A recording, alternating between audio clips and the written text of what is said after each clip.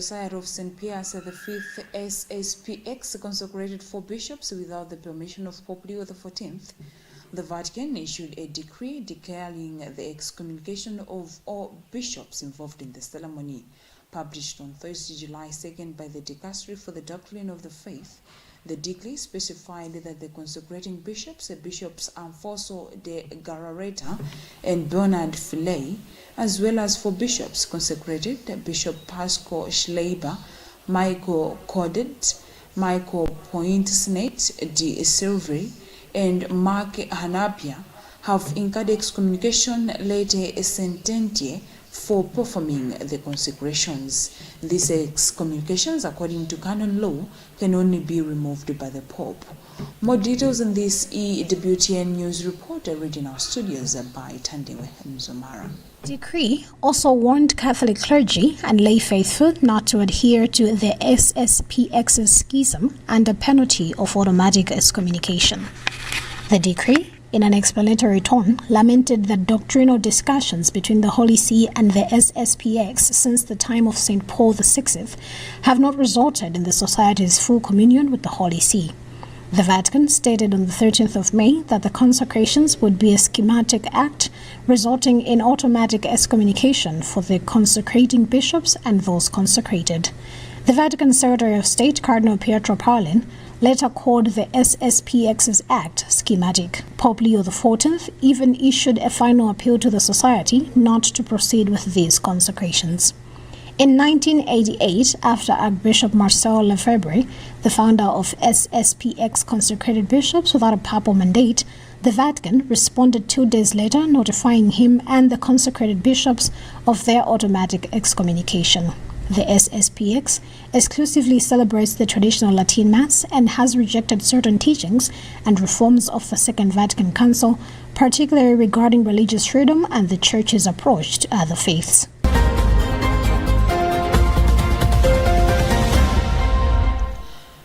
Brigadier General Professor Dan Kuali has strongly condemned conspiracy theories linking him and other officials to the plane crash that claimed the life of late Vice President Saulus Klaus Chilima, describing the allegations as harmful to their reputations and distressing to their families.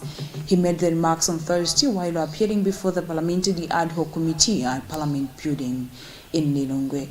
In his remarks, the chairperson of the Parliamentary Ad Hoc Committee, Walter Nyamilandu, assured Brigadier General Professor Kuali that Parliament would ensure the protection of all witnesses appearing before the committee. More details in this report found by Gift Kalonga.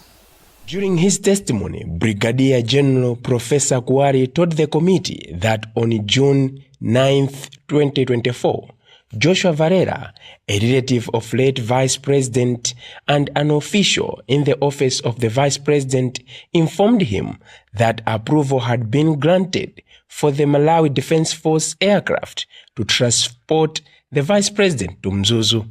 Kuali said he questioned Varela about who had authorized the arrangement, noting that the aircraft had already been allocated for a trip involving family and friends of late lawyer Laf Kasambala. He added that he later contacted Air Force Commander Brigadier General Robert Ishmael, who told him he had no knowledge of the request to use the aircraft. Former Malawi Defense Force Chief of Staff Major General Mandiza Karisha also appeared before the committee. He said his involvement was limited to receiving updates after the aircraft was reported missing and attending a briefing where then Malawi Defense Force Commander General Paul Valentino Piri updated senior officers on the search and rescue operation. Former Special Assistant for Protocol in the Office of Vice President Dave Kalirombe testified that although the standard security screening at the VIP lounge was not conducted because of time constraints, or other security procedures were followed before the late Vice President boarded the aircraft. He maintained that the security personnel on duty were experienced and adhered to the required protocols. Yes, the security team that was there was experienced and knew what to do. They actually, when they were coming from home, they knew how to sit their bags and how to sort it out. And when the convoy came straight to the people, I know, and the people who entered are the ones who are working close to him each and every day. I don't think there would be any doubt regarding them. Meanwhile, Committee Chairperson Walter Nyamirandu Manda thanked all the witnesses for their cooperation, saying their testimonies would assist the committee in establishing the facts surrounding the Chikangawa plane crash. For Luntha News in Lilongwe, this is Gift Kalonga.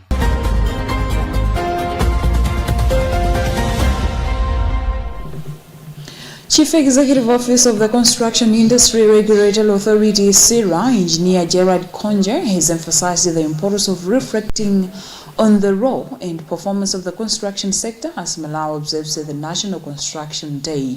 He made the remarks today during a parade held in preparation for Construction Day, which will take place on Friday in Lilongwe. Engineer Conger said the day is not only meant to celebrate the industry's contribution to national development, but also to critically assess how it is evolved and how it is perceived by different stakeholders. He noted that the construction sector remains central to almost every aspect of development, with far-reaching influence across agriculture, energy, water, education, and transport. Engineer Conger explains. Celebrating the National Construction Day. This is a day that was established to celebrate the contribution of the construction industry to the development of the country. But at the same time, to reflect on how we have been working as an industry and how we are perceived by stakeholders in the construction industry. The construction industry is an industry that cuts across all sectors of life. Talk about agriculture, energy, water, education, transport. All those sectors are actually affected and influenced by the construction industry. So economic infrastructure is at the core of Malawi 2063. For us to achieve that particular vision, we need to have an industry that delivers quality infrastructure.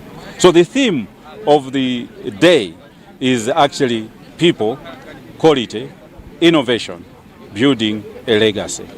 Any structure that you build, there are people behind it. It will affect.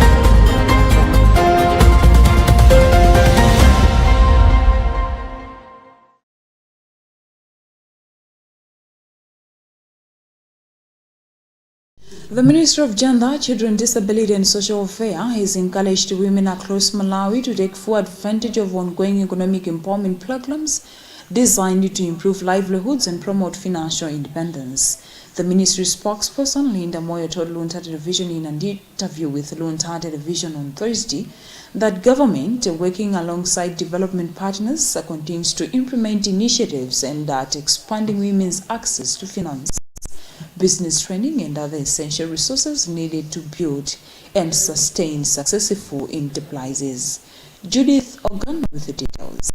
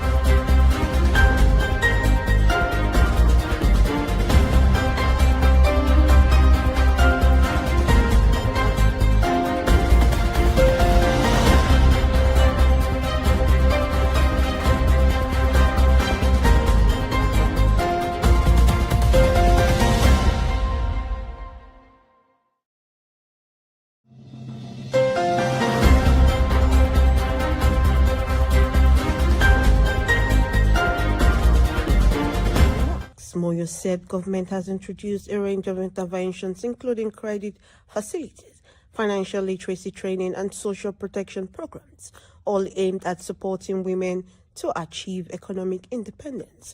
She further explained that dedicated loan schemes have been set up specifically for women entrepreneurs, while efforts continue to engage stakeholders in expanding economic opportunities for women at the community level. The Ministry of Gender, Children, Disability and Social Welfare has got a number of interventions or initiatives aimed at empowering women so that they are financially independent. So we have got this social support program government is implementing for women's access to credit, capital and financial services. UN Women Country Representative Leti Chiwala says many women continues to face challenges, including limited access to finance, low financial literacy and inadequate business support, but says UN Women is working to improve access to financial services, digital skills and business development opportunities, particularly for women in rural areas, to strengthening their livelihoods and boost their incomes. We have got the Gender Technical Working Group, where further issues to do with women economic empowerment are discussed. And on this one, we have got a multi-stakeholder platform. It's a multi-stakeholder platform, that brings together different ministries. And in this platform, there is Ministry of Trade. So when it comes to issues to do with markets and access to value addition of the commodities that women are producing. Economic expert Happy Chiroa says empowering women-owned small and medium enterprise is key to boosting productivity, creating jobs and driving Malawi's economic growth, while calling for stronger government policies and effective monitoring of empowerment programs to ensure the long-term sustainability of women-owned businesses. Yeah, in fact, it has got a bigger impact because you are looking at the SMEs. When you single it, it looks like it has got no any impact, but the issue is aggregation. When you aggregate the total production that they are involved, which can directly affect the GDP. Stakeholders emphasize that strengthening women's economic empowerment through improved access to finance, skills development, and supportive policies will not only raise household incomes, but also contribute significantly to Malawi's broader economic development. For Luntha News in Lilongwe, this is Judith Ogan.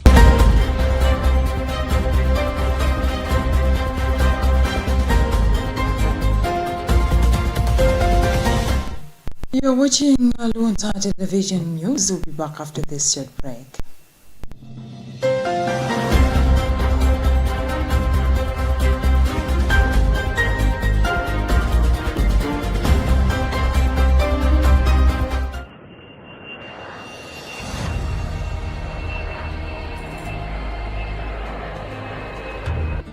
Kampani ya maulendo a ndege ya Malawi Airlines ikudziwitsa makasitomala awo onse kuti kuyambira pa 1 May 2026 kugula matikiti kudzichitika pogwiritsa ntchito njira za digital. Monga gawo la kusintha kumeneku, kulipira kudzalandiridwa kudzera potumiza ndalama ku banki, bank transfer, makina POS, mabanki osiyanasiyana omwe alipo ku maofesi athu. Njirazi zomwe zakhazikitsidwa pofuna kuthandiza makasitomala mwachangu komanso pofuna kukhwimitsa chitetezo zizigwirizana ndi njira zina zomwe zilipo kale zogulira matikiti pa intaneti kuphatikizapo tsamba lathu la website komanso pa foni, mogwirizana ndi mmene makampani a ndege pa dziko lonse akusinthira kupita ku njira za digital. Kulimbikitsa makasitomala onse kuti akonzekere kusintha kumeneku pogwiritsa ntchito njira zolipira za pa intaneti zomwe zilipo. Ogwira ntchito athu ku maofesi ogulitsa ndi ku airport adzakhalapo kuti athandize ndi kutsogolera makasitomala pa nthawi yakusinthaku.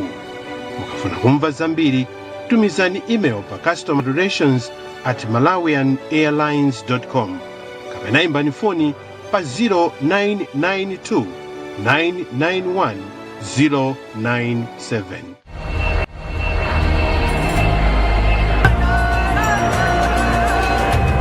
Malawi Airlines, from the warm heart of Africa.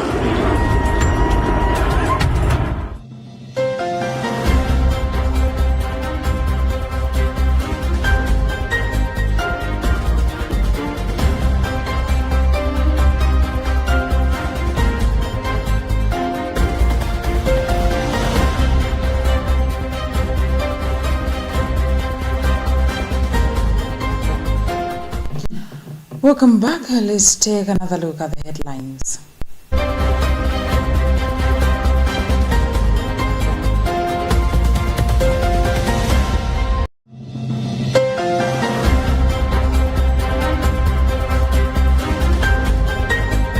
Vatican formally notifies the Society of St. Pius V bishops of excommunication. Plane crash witness Brigadier Akuwali slams conspiracy theories linking him and other officials to Chilima plane crash, says they are damaging reputations and families. Government says Elena Kapavia marks turning point in Malawi's HIV prevention strategy. And in other news, International Criminal Court concerned over withdrawal of Mali, Burkina Faso, and Niger.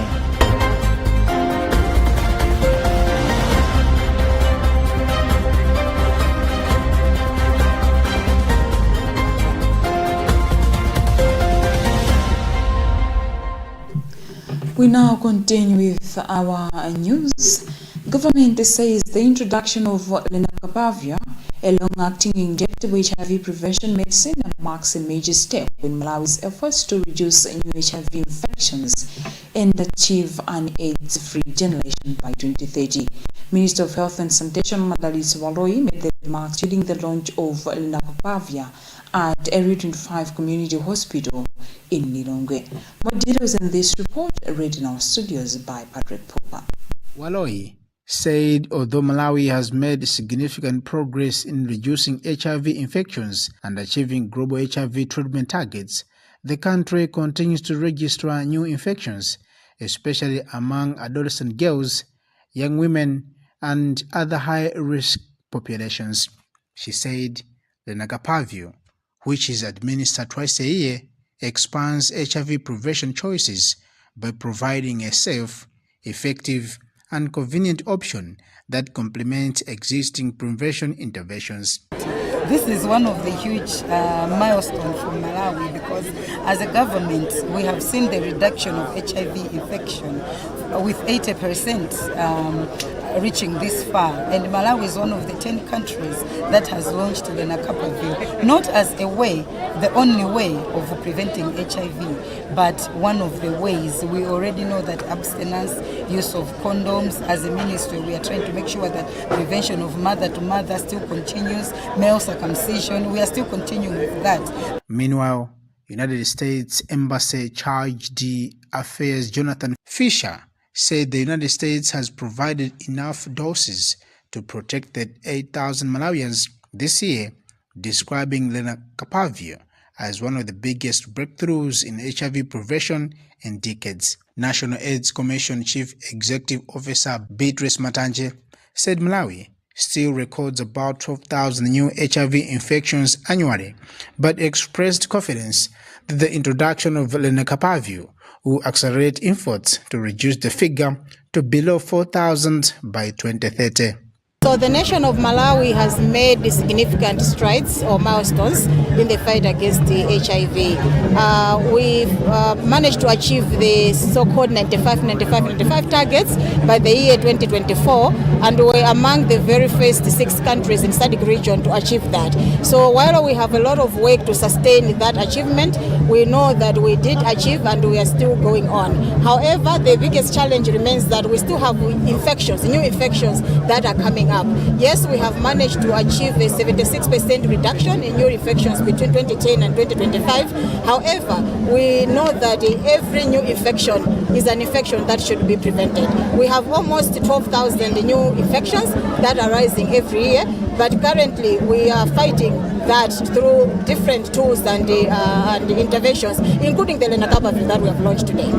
Lenacapavir is a long-acting injectable pre-exposure prophylaxis administered twice a year and demonstrated more than 99% effectiveness in clinical trials, making it one of the most effective HIV prevention options currently available.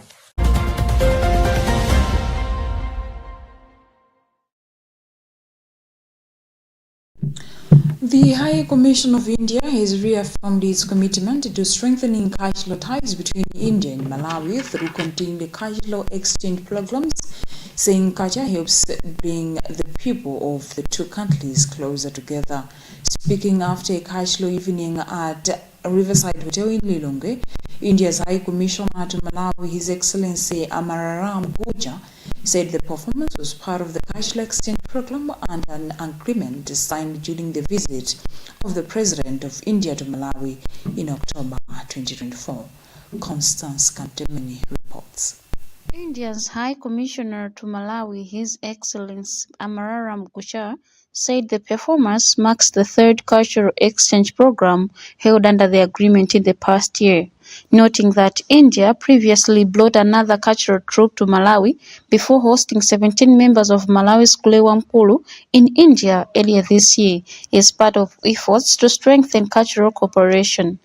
He added that cultural exchange helps people understand each other's traditions and values, describing culture as an important tool for building friendship and stronger people-to-people relations between the two countries. Today's dance performance came as a part of the cultural exchange between India and Malawi. And during the visit of the Honorable President of India in October 2024, we have signed the cultural exchange memorandum. Under that framework, it was agreed that both sides would exchange the cultural troupe to promote the culture as a soft power diplomacy. So I want to mention here that this is in last 1 year, this is the third cultural exchange. The cultural evening featured performances by the Arpanath Kabelia dance troupe from Rajasthan, showcasing the UNESCO-recognized Kabelia folk dance, a cultural tradition that has been preserved by the Kabelia community for generations. For Luntha News, this is Constance Kamtemi.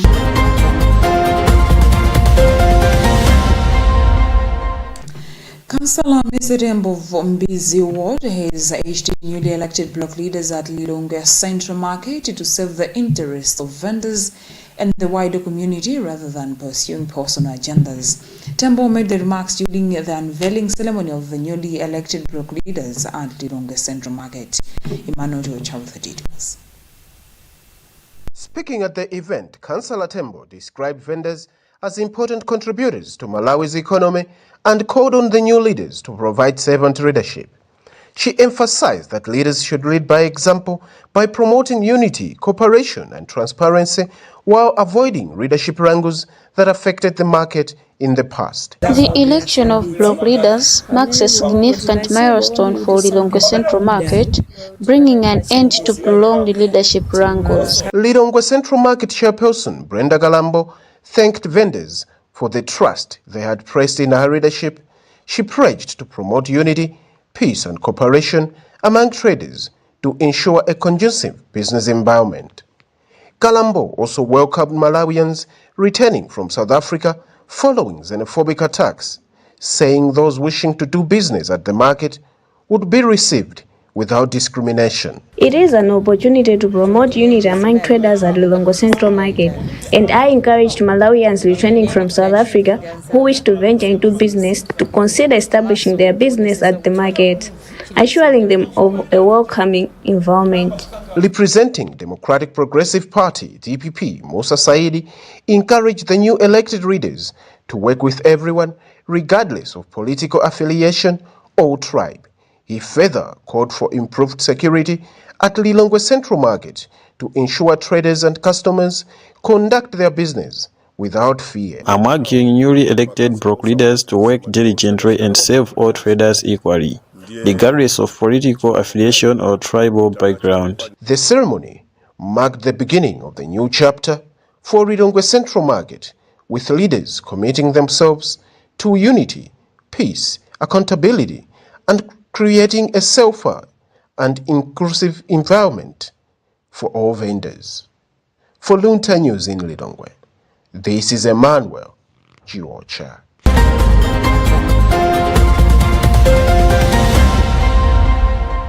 In the news from across the borders, the International Criminal Court has voiced concern over the withdrawal of Mali, Burkina Faso and Niger, saying it undermines the global pursuit of justice. The Herju urged the ICC prosecutes individuals for war crimes and crimes against humanity. We have an African news report already in our studios by Tandiwe Mzumara. Speaking at the event, Councillor Tembo described vendors as important contributors to Malawi.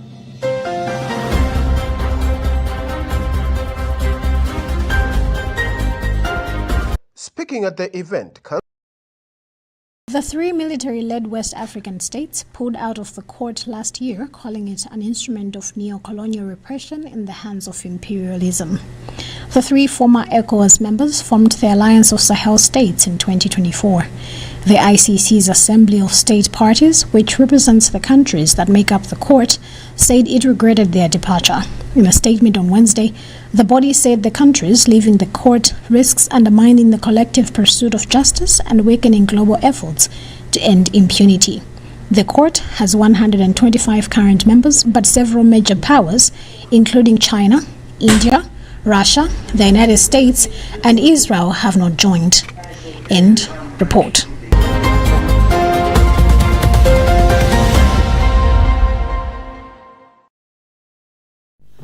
That item brings us to the end of our bulletin. Let's now recap the top stories.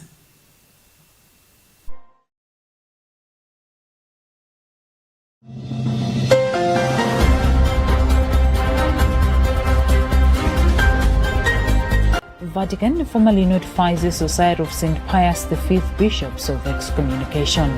Plane crash witness Brigadier Akuwali slams conspiracy theories linking him and other officials to Chilima plane crash, says they are damaging reputations and families. Government says Elena Kapavia marks turning point in Malawi's HIV prevention strategy. And in other news, International Criminal Court concerned over withdrawal of Mali, Burkina Faso and Niger.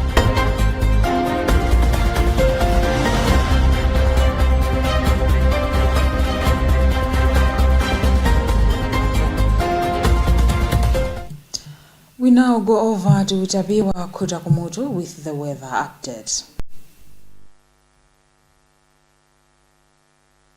Conditions were experienced over most areas this morning, within Zuzu and Kadere Forest in Lilongwe, reporting the lowest at 6 degrees Celsius, followed by Mwazisi and Rumpi, Chiredze in Lilongwe and Nyika, which reported 7 degrees Celsius. We are currently expecting clear skies over most areas tonight, and during morning hours accompanied by cold to cool temperatures, as well as fog patches in some areas in the early morning hours. Sunny conditions should also be expected over most areas tomorrow in the afternoon hours, accompanied by warm to hot temperatures as well as hazy conditions. This is all due to the influence of an outgoing high-pressure system, which is pumping in easterly air into the country, which is generally warm compared to southeasterlies, hence influencing clear skies as well as warm to hot temperatures during the day. Tonight, we should therefore expect clear skies over most areas in the south, the central as well as the northern part of the country, accompanied by cold to cool temperatures. Similar conditions are also expected tomorrow in the morning hours, accompanied by fog patches in some areas, especially over the valleys and the highlands. Temperatures will also remain cool over most areas in the southern part of the country, but generally cold conditions will be persisting over the central as well as the northern part of the country. Looking into the afternoon hours of tomorrow, we should expect sunny conditions over most areas in the south, the central as well as the northern part of the country, accompanied by hazy conditions. Temperatures are also expected to remain warm over most areas in the south, the central as well as the northern part of the country, but generally hot conditions should be expected in some areas such as Ngabu and Isanje at 32 degrees Celsius. Looking into Saturday, we should expect clear skies over most areas during the morning hours up to midday, but generally partly cloudy conditions will start developing over the southern part of the country in the afternoon hours and progressing towards the central. Be wise, be weatherwise. And that brings us to the end of our bulletin. I'm Charity Shelanga. Thank you for watching. Good night.